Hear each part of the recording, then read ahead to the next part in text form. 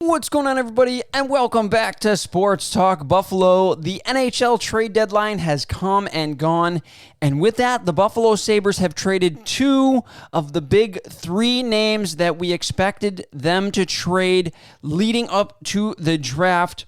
The first trade, we have to start with Rasmus Ristolainen, and oh my goodness. He robbed him! Call a cop! He robbed Elmore blind! Call a cop! I don't believe it! GM Kevin Adams absolutely robbed the Philadelphia Flyers GM. It was absolutely fantastic. A great trade for the Buffalo Sabres. Now the Buffalo Sabres send Rasmus Ristolainen, big right-handed defenseman, over to the Philadelphia Flyers. Remember, Ristolainen only has 1 year remaining on his contract, and he will be a UFA after this season. In return, the Buffalo Sabres got a 2021 first-round pick that ended up being the 14th pick, 13th player taken. Arizona Coyotes ended up forfeiting a pick. So it was the 14th pick, but it was the 13th player taken. They also got a 2023 second-round pick. 2022 second round was already dealt away by the Philadelphia Flyers. And defenseman Robert Hagg. Now, if you would have said that Rasmus Ristolainen would get three pieces in a trade, I think Buffalo Sabres fans would jump out of their skin with joy. What a fantastic job to start things off. And of course, we're going to talk about the player that they ended up drafting with that extra draft pick coming up. Now we talk about the body that the Sabres got back. He's not just a warm body. He is an adequate NHL defenseman that the Sabres were able to bring back. A relatively young, still the same age as Rasmus Ristolainen, only 26 years old, Robert Hagg. He, as I said, he's relatively young, just 26 years old. In the last two seasons, he's averaged right around 15 minutes and 38 seconds. So he's realistically about a third pair defenseman. And he's averaged 16 minutes and 51 seconds of ice time for his career. So he can play more minutes. And he does bring a physical nature to the Buffalo Sabres that you really lost with Ristolainen. So people getting upset that they won't have anybody physical on the back end. I believe Robert Hagg led the Philadelphia Flyers back end in hits, or he was very close to it. He had 100 hits last season. He is a physical guy. He doesn't necessarily scrap a lot. However, he is a physical guy who throws his body around, 6'2", 205 pounds. So he is a good size NHL defenseman. As I stated, he plays a physical game, and he's a defensive defenseman. He is not going to score you a lot of points. However, he's got just a little bit of offensive upside to him, and his career high, 20 points in the 2018-2019 season. So he can score points. He's not really going to score a lot. He's not going to be your two-way defender that you're going to look for him to jump in the play all the time and score goals. However, he could be a solid third pair defenseman for the Buffalo Sabres. So that is a pretty fantastic return. As I said, he is a physical player, averages over 3 hits per game for his entire career. And I just wanted to say one last time, what an absolutely fantastic trade for Rasmus Ristolainen. Now the Sabres move on to your next trade, and we're thinking that the Buffalo Sabres would have gotten quite a bit more in this trade for Sam Reinhart. It is a very, very underwhelming trade that the Buffalo Sabres made. This trade was made after the completion of the first round, so the Sabres did not get another first-round pick in 2021. However, for a restricted free agent, that is what Sam Reinhart was. The Buffalo Sabres did manage to get a 2022 first-round draft pick and goaltending prospect Devin Levi. Now, that does not sound like a very good haul, not even at all. You would really want to get a body back that is going to play in the NHL this season. For a guy like Sam Reinhart, he led your team in scoring. He showed he can play center. He can play wing. He's been one of the more durable Buffalo Sabres over the course of his career, and he has been a very consistent 45 to 55 point player for his entire career, has the capability, again, of being a solid second line center and really driving play, as you saw it with the Buffalo Sabres when he was asked to play center this season. The Sabres are going to miss his offense quite a bit in this trade, as they don't really bring anything back to kind of help offset the amount of points and goals that you're going to give up when you trade a player like Sam Reinhart. A lot of people really, really upset about this trade. I'm not as upset. You still get a first-round draft pick. You still get a good goaltending prospect. I know Devin Levi was a 2020 7th-round draft pick, but you look at who he is, and like I said, however, his stock was absolutely elevated in this past World Junior Championship, where he posted an absolutely unconscious, incredible .75 goals against average and a .964 save percentage for the entire tournament.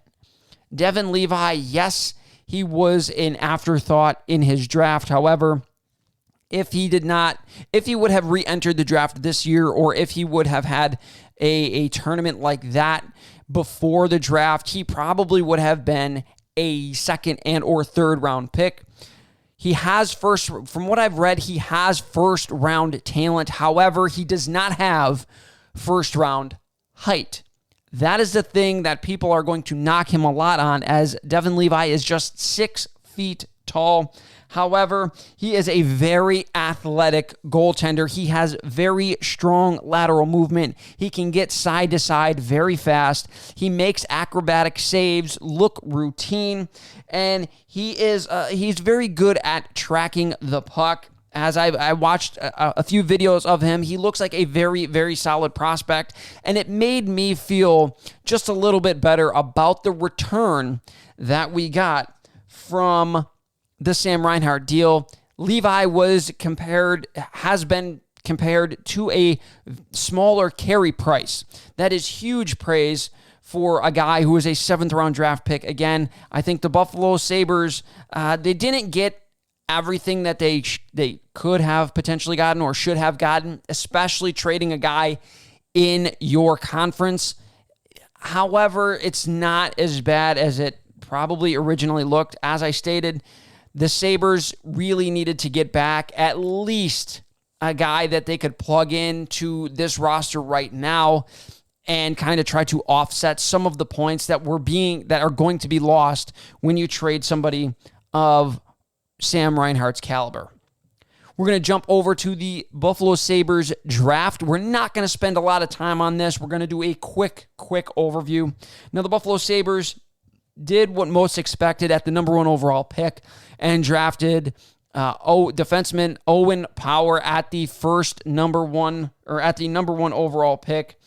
However, the rest of the draft was seemingly focused on restocking the forward position. They looked at a lot of skill and a lot of speed in this draft, and they wanted to seemingly add that into the pipeline. The next 8 picks after Owen Power were all forwards. Then the 6th round was a defenseman, and the 7th round was a forward. 9 forwards taken, 2 defensemen in this draft. Of course, they also got Devin Levi, who's going to be a prospect in their system coming up for years to come.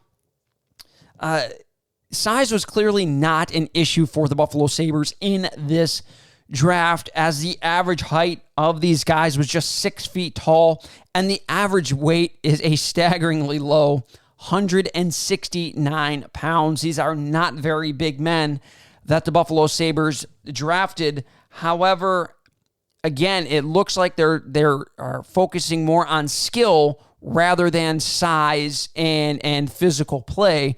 And that looks like to be the direction that the Buffalo Sabres are trying to go in terms of a team identity.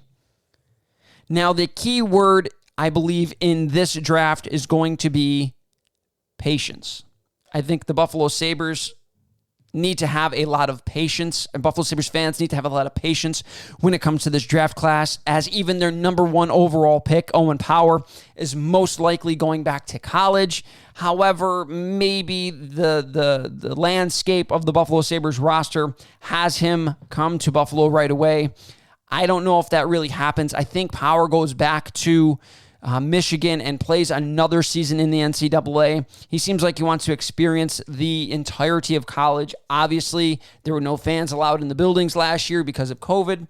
So he probably wants to experience all of that. And also, one thing that he could do is develop just a little bit more before he comes into the Buffalo Sabres. Now, a couple of guys to look out for, and these guys are probably going to be very obvious to a lot of Sabres fans, is Isaac Rosen. Now, he is the guy that the Sabres got with the pick from the Rasmus Ristolainen deal, the 14th overall pick. He has tons of speed. He has NHL speed right now, NHL hands right now.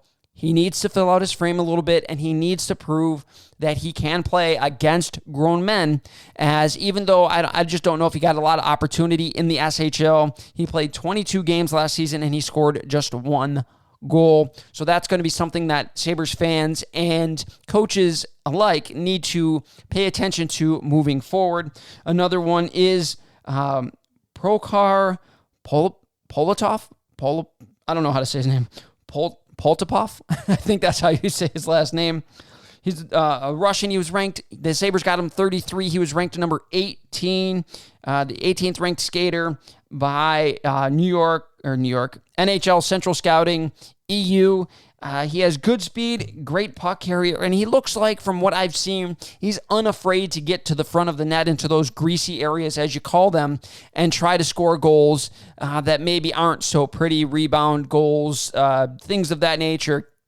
He is somebody that looks like he will go into those dirty areas, and that's something that, again, the Sabres haven't really had in their lineup. And the last one is Oliver Nadeau. I don't know how to say his last name either. He already has NHL size, 6'2", 205 pounds. He uses his frame very well to get to the front of the net.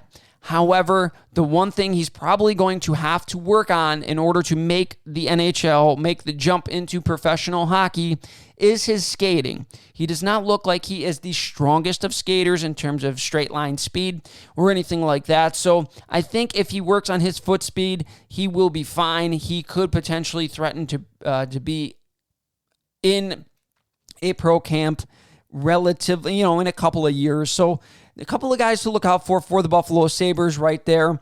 That's going to do it for this video. Remember, guys, like and subscribe so you never miss a video that I put out. We're going to be doing another video about potential trade destinations for Jack Eichel. We're also going to be doing more videos potentially about the TBT tournament, or the former University at Buffalo Bulls. They're playing right now.